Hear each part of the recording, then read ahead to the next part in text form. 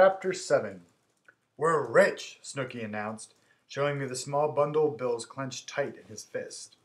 The scent of Snooky's breath told me that my very best buddy had already made healthy headway into his second or third glass of B&B. We got $27 in tips. Thank God, I said in my early Eve Arden deadpan. Now Mother can have that operation. Very funny, Snooky said. It's the most we've made in this dump so far. I'll quit my day job, I said, somewhat distractedly. I was peering over Snooky's shoulder, watching Louis clearing wine glasses off a table, slipping the stems between his long tan fingers. On him, it was a sexually suggestive act. Snooky moved in ever closer, speaking in a hissy stage whisper. So this is it, huh? It wasn't really a question. So this is what? You know, Snooky crooned, all silly schoolgirl smile and B&B breath. Sure, I said. Why not? I slipped an arm over Snooky's shoulder and fingered his curls. I peeked over Snooky's other shoulder at Louis, who was standing with his back to me. As if feeling my eyes on him, Louis looked up, catching sight of me in the mirrored wall. I tossed him a smile. Louis smiled, blushed a little, then returned to his work. Just look at him, Snooks, I said, still looking past Snooky at Louis's faded denim ass, wiggling back and forth as he wiped off the tabletop. Young and blonde and pretty as hell. What choice have I, really, but to, I whispered into Snooky's ear, pork the living daylights out of him. I mean, it's practically my duty. Snooky giggled in a fashion not entirely becoming to a grown man. He read me well enough to sense that, my attempts at bravado notwithstanding, should Louis refuse me, I'd probably drive my car over an embankment. He is lovely, Snooky agreed. And speaking of blondes, Snooky spoke through his teeth, as he was apt to do when he'd had a few drinks and was feeling catty and conspiratorial.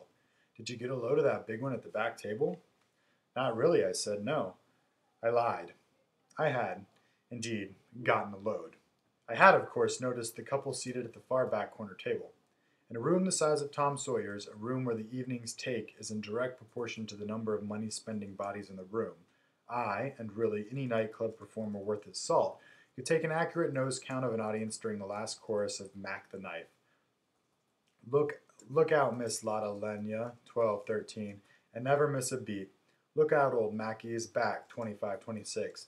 I had taken due note of the big, vaguely Nordic-looking man and the pretty, if rather bovine young woman with him, who had arrived late, 3 songs into the second act, during the intro to Unchained Melody. I had made a point of waiting for the two to be seated before beginning the ballad.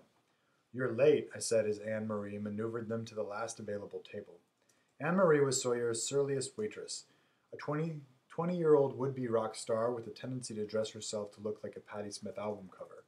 I hope you have a note from your mother. It's an old joke, but it got a laugh. It usually does. I noticed that during the I Need Your Love, Godspeed Your Love part, the couple leaned in closer together, as did Kathleen and Martha, a pair of lesbian lovers who sat in the same front table every Friday performance and who considered Unchained Melody their song, and that the big blonde woman, who reminded me of Inger Stevens in The Farmer's Daughter, spent the entire evening clutching her escort's arm in a rather blatant gesture of defiant, if transparently insecure, possessiveness. Without the woman, the man would have been a shoo-in candidate for a casual flirtation, at the very least. With her, he was one half of a couple, and therefore strictly verboten. It has always been my policy never to mess with couples. The duo at the back table were customers, potential fans, people I would chat with sooner or later if they didn't rush off, and if I could get past Snooky. Honey, you're slipping, Snooky whispered wetly. This one is DHC, direct from Hunk City. I turned and gave the guy a quick once-over. Snooky was right. The man seemed to be quite a specimen indeed. Big and powerful looking. A thick football player's neck protruding from his button-down shirt collar, and oversized biceps straining the material of his long sleeves. His face was mostly in shadow, but from what I was able to distinguish, it seemed a nice enough face. He seemed to be adding up a credit card bill.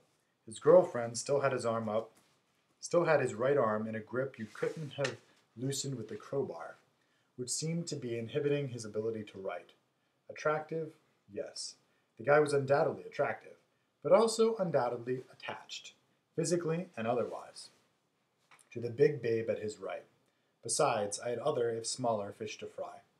He's cute, I said finally. Cute, Snooky said, a bit too loudly. He's gorgeous, and you know it. All right, he's gorgeous. I decided to concede the point. He's also, I would venture to guess, terminally straight. Oh, I don't know, Snooky said. Maybe they're just friends. Snooks, I said, that lady's holding his arm so tight I'll bet he's lost all sensation in his fingers. Honey, Snooky crooned through his teeth, if I had that, I wouldn't let go either. Well, I'll leave him to you. I spotted Louis heading toward the men's room and decided the time was right to make my move. Who knows? Maybe you can steal him away. That is, if you can ever pry that lady's fingers loose. Wish me luck. I left before Snooky's boozy little brain was able to send the words good luck all the way to his lips, and managed to overtake Louis as he went down the narrow hall and headed him off as he was turning toward the lavatory. I moved in close and sandwiched Louis in between my body and the wall opposite the men's room door. I corralled the boy with my arms, the palms of my hands flat against the wall. You about ready to split? I looked directly into Louis's pale blue eyes. We were almost exactly the same height. Louis was maybe a fraction of an inch shorter than I. Uh-huh. I noticed with some pleasure that Louis's lips never seemed to meet, but were always just slightly parted. It was one of the things that made him so childlike, and to me, so very sexy.